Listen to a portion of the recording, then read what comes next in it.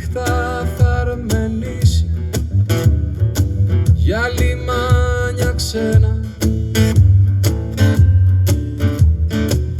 Θα έρθει να σε πάρει με ήχους χαροπούς. Πώς να τα αντέξω, πώς να μη σε δω, τι να σου κλέψω,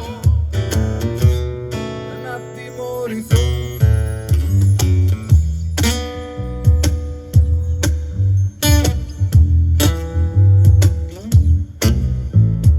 Τα σκοινιά του θα τα κόψω με μαχαίρια τσαλινά.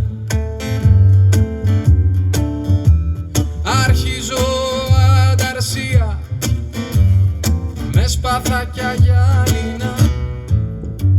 Σ' αυτή την ανταρσία θα σε έχω πλάι μου. Σαν πειρατής θα σου κουρσέψω τα λάφυρα σου μάι μου. Πώς να τα αντέξω,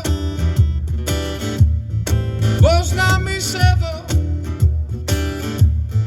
τι να σου κλέψω για να τιμωρηθώ.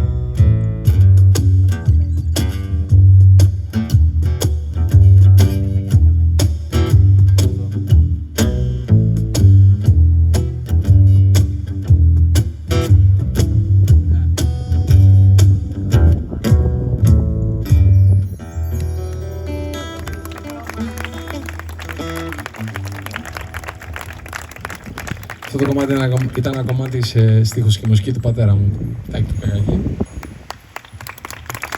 Όπως και το πρώτο που παίξαμε, το «Αν ήσουν πάντοτε μαζί μου».